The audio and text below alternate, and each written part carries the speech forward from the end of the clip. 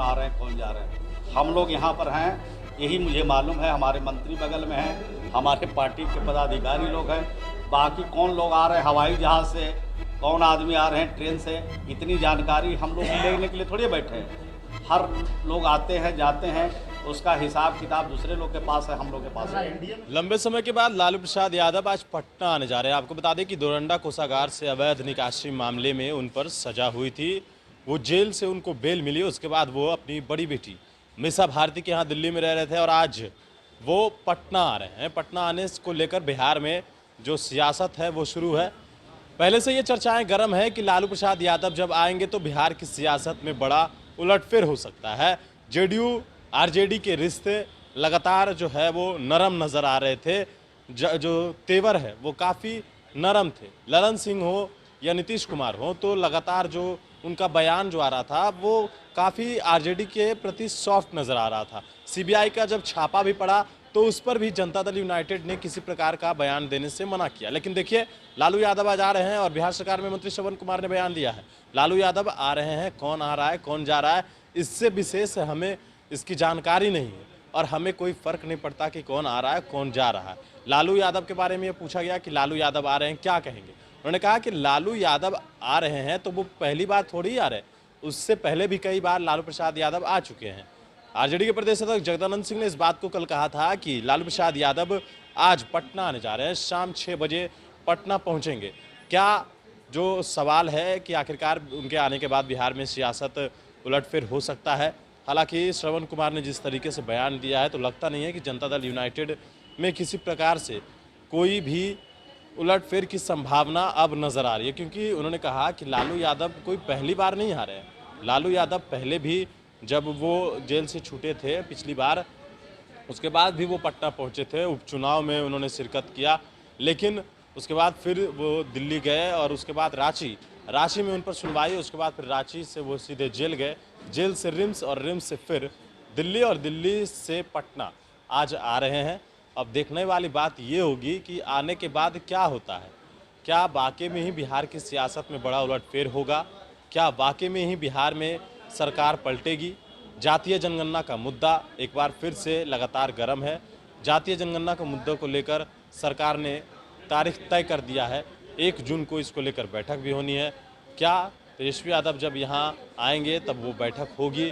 क्या कुछ संभावनाएं हैं जो कयास के आधार पर लगाए जा रहे हैं? लेकिन श्रवण कुमार ने लालू यादव को लेकर क्या कुछ कहा है, छोड़े जाते हैं पूरे बयान। और बिहार के जो आंकड़े उसके हिसाब से ये अभी तक दिख रहा है, बल्कि और भी तेज़ी के साथ काम बिहार की सरकार कर रही है। पहले हर पंचायत में हाई स्कूल नहीं थे तो अब हाई स्कूल खोले जा रहे हैं।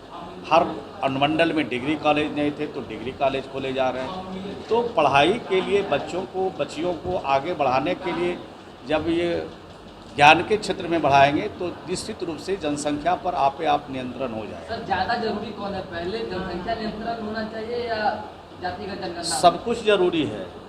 मनुष्य के लिए जितना जरूरी हवा है उतना ही जरूरी पानी भी है, और जितना जरूरी भोजन है उतना ही जरूरी वस्त्र भी है।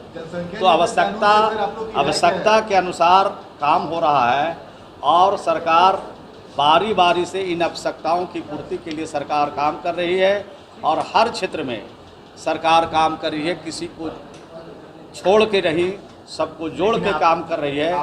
तो इस दिशा में सरकार की पहल हम समझते हैं कि सार्थक पहल है और इस पर सभी लोगों को सहमति व्यक्त करना चाहिए। आप लोग जातीय जनगणना पर जोर दे रहे हैं, आपकी सहयोगी कर रही है कि जनसंख्या नियंत्रण पहले हो जाना चाहिए। जनसंख्या नियंत्रण कोई आज से हो रहा है क्या? उसके लिए स्वास्थ्य विभाग भी काम कर रहा है। उसके लिए मुख्यमंत्री जी ने अलग से योजना भी बिहार में बनाई, जिसकी चर्चा मैंने किया कि लड़कियों को पढ़ाने के लिए आगे हाई स्कूल में इंटर तक की पढ़ाई, कॉलेज की पढ़ाई कराएंगे तो लड़कियों में एक जागृति पैदा होगा और जनसंख्या नियंत्रण करने में हम सबको सहूलियत होगी। किसी को फोर्स भी नहीं किया जाएगा, किसी को ज़बरदस्ती भी नहीं किया जाएगा और आप जनसंख्या नियंत्रण। इस पर कानून बनना चाहिए या नहीं बनना चाहिए? कानून तो बना हुआ है, कानून का ही तो राज स्थापित है और कानून के हिसाब से ही काम हो रहा है। और स्वास्थ्य विभाग लगातार प्रचार प्रसार भी कर रहा है। एक हमारे दो सबसे ज्यादा एक आंकड़ा है देश में तभी सबसे ज्यादा 2016-17 में जो महिला बंधकरण की संख्या थी 5 लाख थी, 2020-21 में सर जो नया आंकड़ा है वो 3.5 लाख रखे हो गया, तो कैसे आपके दावे विश्वास किया जाए? नहीं, हमारे दावे तो मध्याकरण के मामले में हो सकता है कम, लेकिन जो बच्चियां हमारी पढ़ रही है उससे जनसंख्या नियंत्रण हो रही है। जो आंकड़े हैं वो हमारे पास अभी तो अपडेट आंकड़ा नहीं है, पहले बताते तो हम तैयार होकर आते। लेकिन इतनी बात मैं ज़रूर कह सकता हूँ कि जो बिहार की सरकार और बिहार के मुख्यमंत्री जो लड़कियों को पढ़ाने के लिए काम कर रहे हैं, उससे जनसंख्या पर नियंत्रण होगा।